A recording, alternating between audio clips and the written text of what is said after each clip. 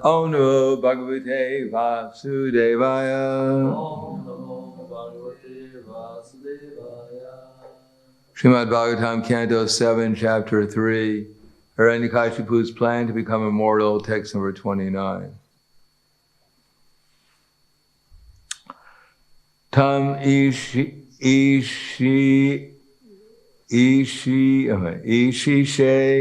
jagadhas tastascha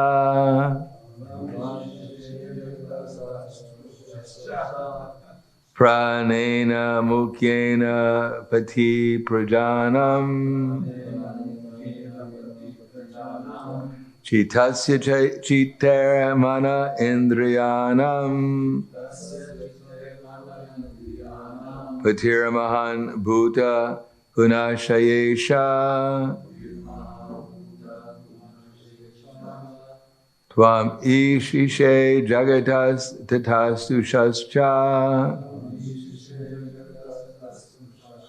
pranena mukyena pati prajanam chitasya chitaramana indriyanam patiramahan bhuta gunashayesha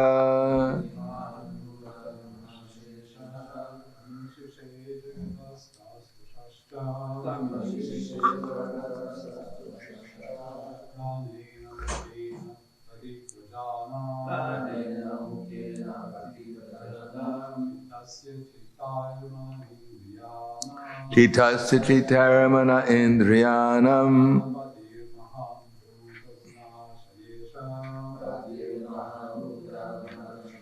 shaya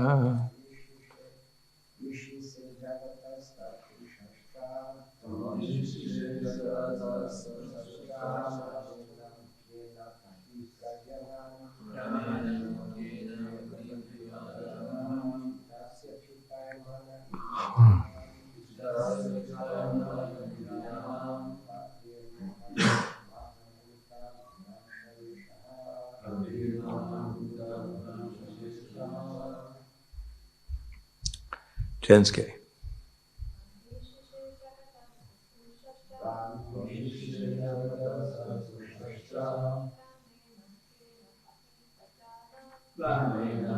Shainamuti prajanam Titasya Chaitaramana Indriyanam Patiramahan Bhuta Gunashayesha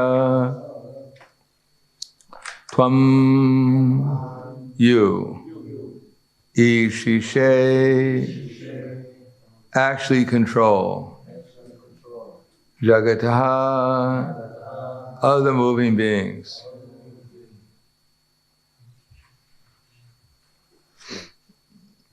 Tastusha,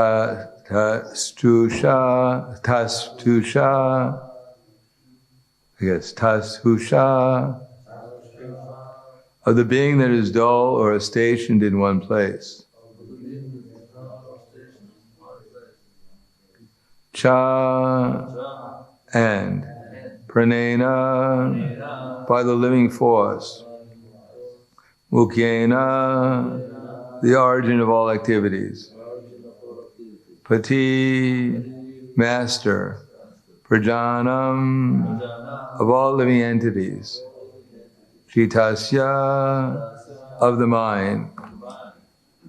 Chitai, by the consciousness. Manaha, of the mind. Indriyanam, and of the two kinds of senses. Acting and knowledge acquiring. Pati, the master. Mahan, great. Bhuta, of the material elements. Guna, and the qualities of the material elements. Ishaha, the Supreme Master.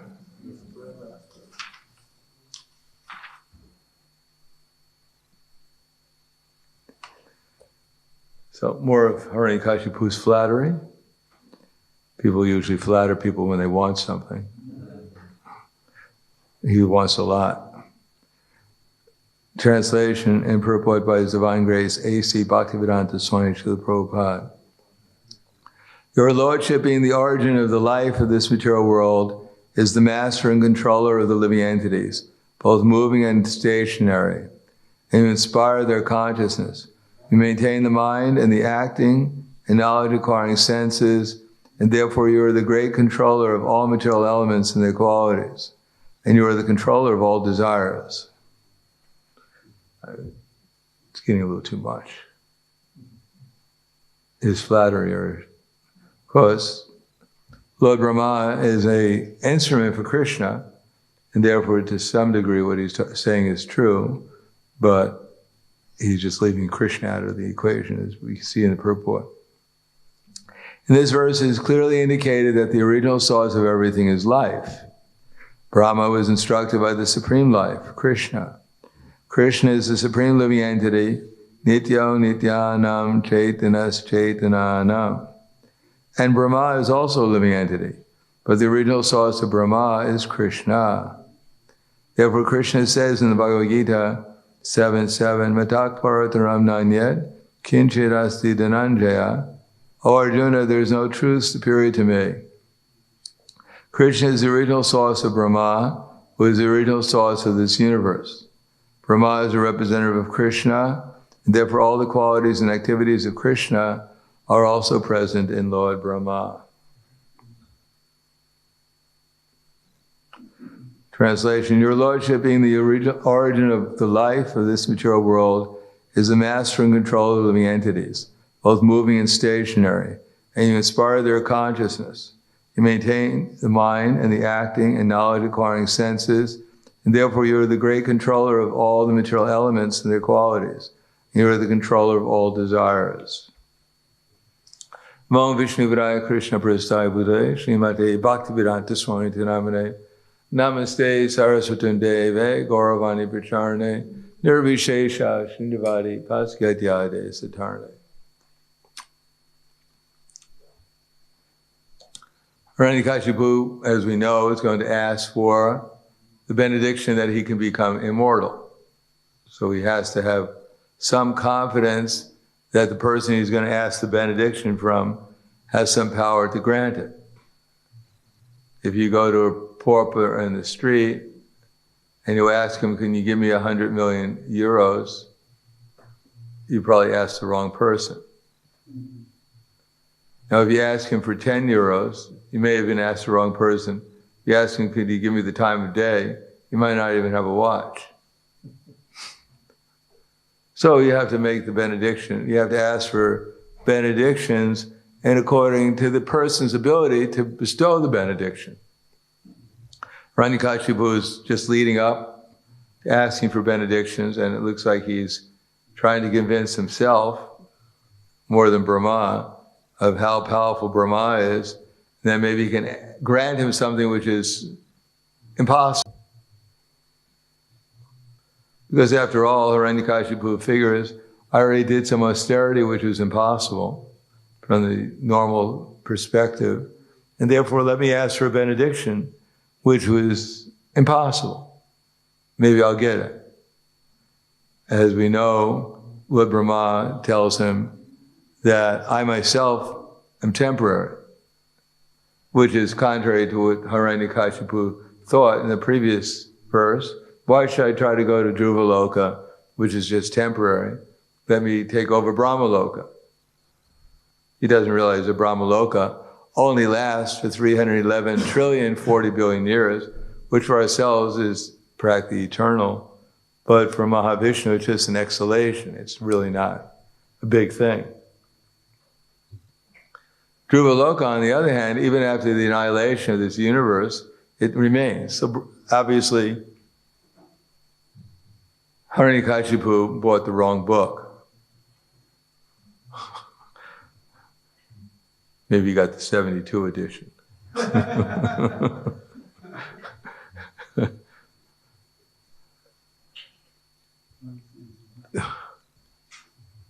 So he has it wrong. Although, as it says, Brahma is empowered by Krishna, but he's only empowered to a certain extent.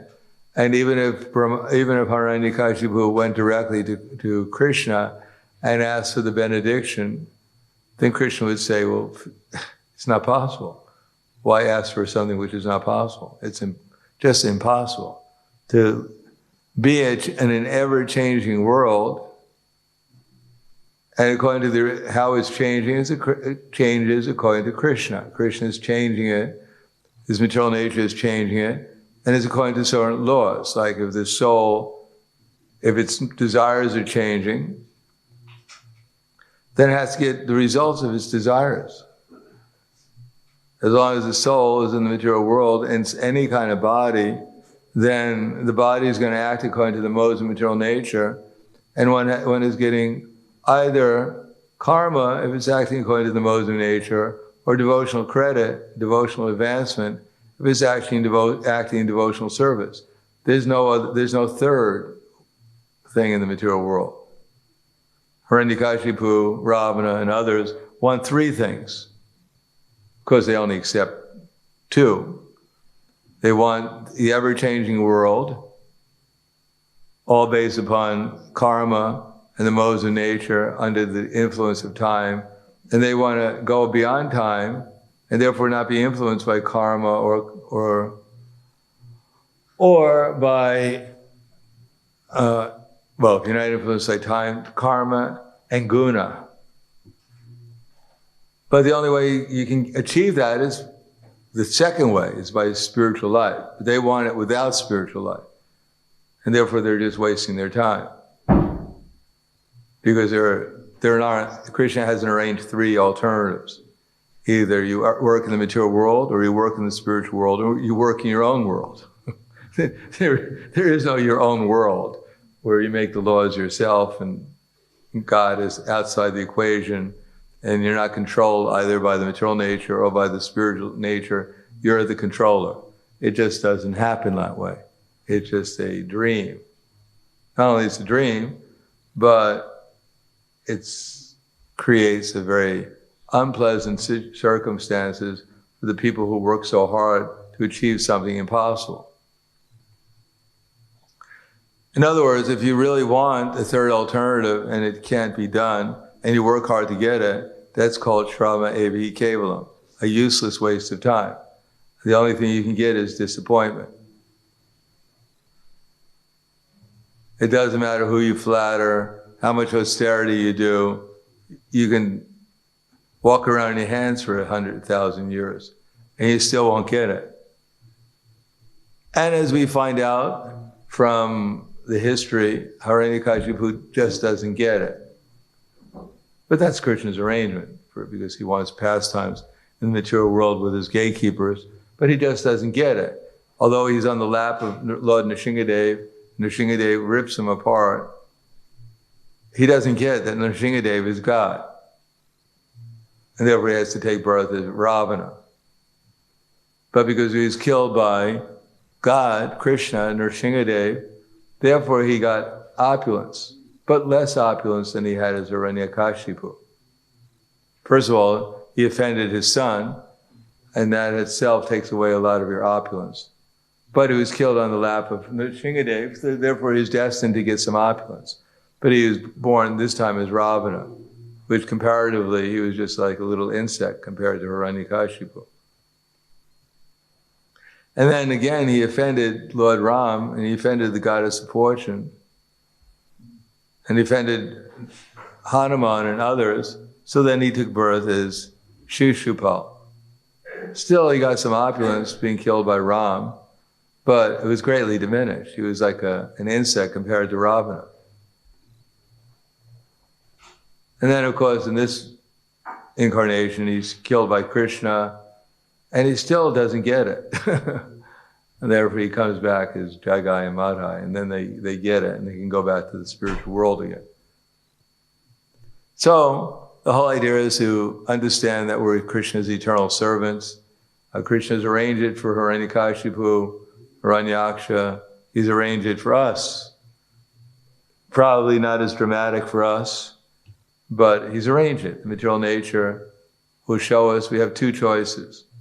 Either we surrender to Krishna, or we surrender to the modes of material nature. There's no third where we become the controllers and the enjoyers. It doesn't matter how much we endeavor materially or even spiritually, it's just not going to happen. Hiranyakashipu is the perfect example of it. No one can imitate his austerity. No one can imitate his determination. No one can imitate his power, and yet it was taken away in a moment. As Prahlad Maharaj said, when Lord Nrsingadev asked him, would you like some benediction? He said, no, thank you. He said, I saw my father, he worked so hard to get benedictions. And he got them. He got the maximum benedictions. And yet it was taken away in a moment. So why should I ask for something like that? Because it's going to be taken away. So I want something which is a little bit more substantial, namely let my devotional service become more strong and steady. That's what I want. That's the ultimate benediction. Otherwise, everything else will just be wasting my time. So I'll stop there. Thank you. Any questions? Yes.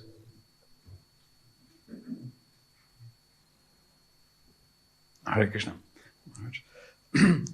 It often strikes me that even a bhakta of 3 days in our temples seems to know better than some rishis from the other planets or some great heroes from the books who ask for something useless or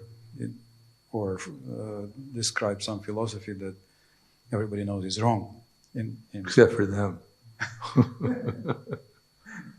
So how come that it's so clear from day one in our society and Srila Prabhupada's movement and his books, and these big rishis, sometimes they struggle for a millennia. Don't they have Prabhupada's books? Aho bhata swapachoto garyan jivagre vartate nama tubhyam.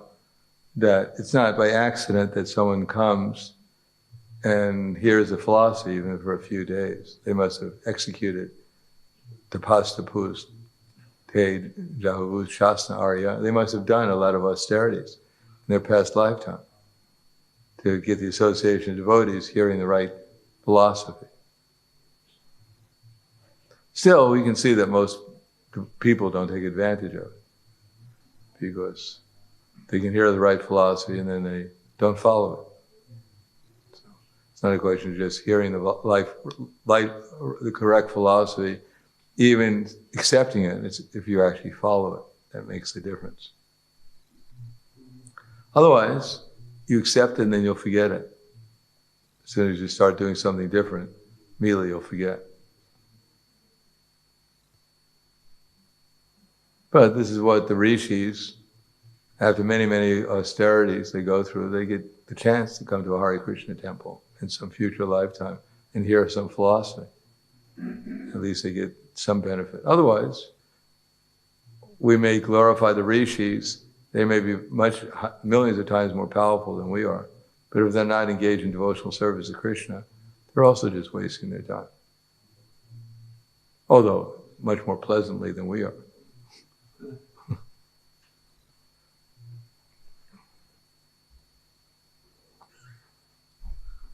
There were even neha bikramana shosti pratyavayona vidyate swalpam apyasi dharmasya trayate mahatovaya. On this path there's no loss of intuition, and even a little advancement can protect one from the greatest danger. But it's not so easy to make a little advancement. Therefore the demigods pray to take birth, Kali Yuga, to engage in Chaitanya Mahaprabhu's Sankirtan movement, because it's much more auspicious than what they're doing. Yes. What if they sort of took a peek and smuggled one Bhagavad Gita as it is and started chanting there? Oh, they could do that, but they're not going to do it because they already think they know everything. You execute austerities for so long to get to that place, and you know it works. They have mystic power. They've insight into the past, present, future. You know, they're not going to sacrifice it all just to become a humble servant of God. It's not what they worked so hard for millions of years to achieve. So therefore, like the impersonalists, they work very, very hard to merge in Brahman. And if you stop them and right before they merge and say, hey, I got something better, get lost. You think I've been working on this for millions of years and now you're going to tell me there's something better? Forget it. It's not so easy. Just imagine if you spent your whole life doing something, try to achieve something, and you achieved it and everyone was glorifying you. And right before you leave your body, someone comes along and says, hey, I think you got it all wrong. You're going to listen to the person. Get lost, you rascal. Along with our accomplishments, we also build our pride up, our false ego. And even we'll give up our activities before we'll give up our false ego. We'd rather die than give up our false ego. Anything else? Thank you very much. Grantaraj Srimad Bhagavatam ki jai. Srila Prabhupada ki jai. Gaur Premanande.